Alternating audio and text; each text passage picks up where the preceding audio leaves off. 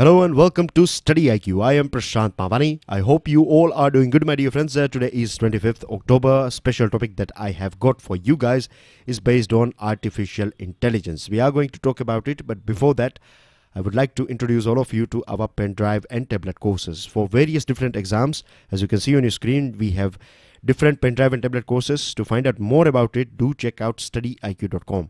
If you have any question or queries, you can feel free and give us a call on the numbers that you can see on your screen. Now, Vice President, we are going to start with this interaction of our Vice President with the students of Bharatiya Vidya Bhavan. Whilst addressing or interacting with the students of Bharatiya Vidya Bhavan, Vice President Venkaiah Naidu said that all schools should reduce their syllabus by 50%, right? This is a very important statement coming from our Vice President. Before taking you through this interaction of Vice President with our students, I would like to add here that Vice President Venkaiah Naidu is an extraordinary person, right? His insight on various different topics are outstanding. And what I find personally is that most of the things that you hear from him and most of the things that, suggestions and, tips and tricks that he provides us are very important for your mains answer writing, for your overall capacity building. Now, this topic that we are discussing at present is pertaining to education, as you can see. And education is a topic that is very important for nation development as well as for your syllabus. So the things that we are going to discuss here will help you immensely, because we have talked about digitization and education. We have talked about higher education and situation of higher education. Here we are talking about not only primary education, but we are talking about overall education, right? What are the things, some of the core things that require a drastic change. So all school syllabus should be reduced throughout the country by 50%. That's coming from Vice President. And when Vice President is saying, he's saying this thing with responsibility. Of course, he said that 50% of things can be learned from classroom and 50% from playground. He also urged these young students, young minds, that they should prepare themselves and they should equip themselves. Right from today, they should start preparing themselves for future. They should be ready when that opportunities, right, that will strike them in future, or when when they will become adult citizens and when they will enter this job market or this practical market. At that point of time, they should be ready for any sort of changes, any sort of challenges that they may find in future. He also talked about this important thing, theory and practical. There should be a fine balance between both these things. What happens is that generally we think that reading too much and studying for long hours, these are the things that will help us. Or we would rather say that theory is given too much importance. There are few people who give too much importance to practicality, that education is not that important, just you should know how to do business and things like that. But to be honest, if you are just limited with theory, or if you are just limited with practicality, then that's not going to help you. If you have the best of both, right, then trust me, you will, in every single field, you will find a good position or a good success. Because if you observe big CEOs or around the world, right, you will find that most of the time what they are doing is, of course, they are taking practical decisions. They are taking decisions that will have some practicality. That you'll be able to see some practical changes in real world.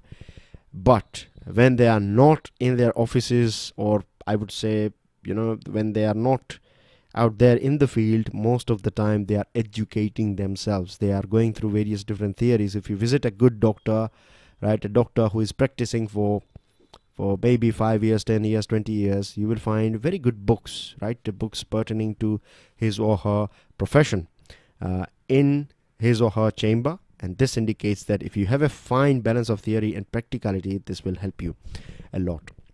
So it's very important that we understand this thing. He talked about examination, that examination should, or exams should be based on measuring the child's capacity and simply to question the things around him or her. Inculcating curiosity in a child is very important. He also talked about this status quo. He said that one should never be satisfied with the status quo. You should always challenge where you are. If your limit is, say for example, if this is your graph here, right, let's say this is your graph, and if you are here somewhere at 70, then you should always try to reach 80 when you are 80, 90. So every time you should challenge this thing, and this will help you with your personal growth. At the same time, he also said that we should never judge ourselves, or we should never judge our kids based on their marks, right? Marks are not accurate, or you can say a sort of holistic criteria for judgment of any person's capacity, right? You are much more than numbers on your report card, he added. He also talked about this spending half a time in classroom and half a time in playgrounds and with nature, and this is something that we find in real world as well. If you observe companies like Apple or Google, or there are other big brands as well in our country, what they are doing now is they are creating all these facilities so that employees can spend some quality time in playing tennis or swimming or any other sort of sports. And that's what you find. This is one of the reason why when you will join government services, like say for example if you join IPS or IAS or IFS or any other services, you know that you will go through a training, isn't it? So this training that you will go through, it's not just about, they will not just train you about what you have to do as a collector or for an officer. They will also you will find facilities for playing hockey and running and so many other things, and you have to compulsory take part in it, because this will create that bond between each of you, and this will help in team building, in sportsmanship, and in this empathy, and you will learn how to lose, you will learn how to win, you will learn how to coordinate with other people as a team leadership and other things. All these skills, many times you have to follow your leader, when many a time you have to lead your people. So all these various different roles you will play, and we play when we are in playground. So it's very important for overall development of our kids. And he also talked about this creating this interest in literature, in fine arts and other things, which helps in overall development of our life, as well as this art of living too. Now this special topic that I have got for you guys is of course associated with the things that we have already discussed. AI revolution is a thing that is taking place as we are speaking now, and there is a study, right? This study was conducted by this Team Lease Services, and as per their studies, 52 to 69% of repetitive jobs or predictive roles that we find in IT, financial services, manufacturing, transportation, packaging, all this repetitive jobs are highly exposed to this risk of automation. So automation can take away, or rather not take away, it would rather change. It will create a disruption. Of course, many people will lose their job. This is inevitable. We cannot avoid this thing, right? And if we train ourselves, right, if we are ready for adopting this artificial intelligence, at the same time, if we are changing the role of our workforce, or if we are not changing, but I would rather say if we are preparing them for a change that is going to take place. But from now on, if we start training our workforce, if we start upgrading skills of our people, of all the workers across all those sectors, particularly those sectors in which we find repetitive jobs, then we can, rather than facing this, of course we are going to face disruption, but we will not at least face destruction because of artificial intelligence. So these are the things that are just around the corner, and we have to prepare ourselves. If we see countries like China, China is going to set up 50 artificial intelligence colleges and research institutes by 2020. If we see what Germany is doing, then we find that they have introduced coding for high school students, while some schools in Estonia are teaching programming to 6-year-olds. Can you believe this thing? They have started, see their preparation. They have started preparing their fresh lot and their higher lot for higher educated or intellectual lot for artificial intelligence. What we can do here is that of course we need this sort of facilities. At the same time, under this Skill India mission, we should start identification of all these repetitive jobs, and then we should start training of our blue collar workers as well. So that's everything as far as this artificial intelligence. So I have clubbed here two things together, our schooling system. At the same time, I have clubbed this artificial intelligence. So now I will leave it on you guys. You can, think about it, think about things that we have already discussed, and think about, I'll give you food for thought, right? How it will help us, right? If we reduce our 50% syllabus, right, then how it can help us in coping up with this artificial intelligence and disruption that will be caused by this artificial intelligence. On your screen you can see our Vice President. I have one more item coming from Vice President. He was addressing this inaugural session of this international conference AFITA WCCA 2018 on research frontiers in precision agriculture.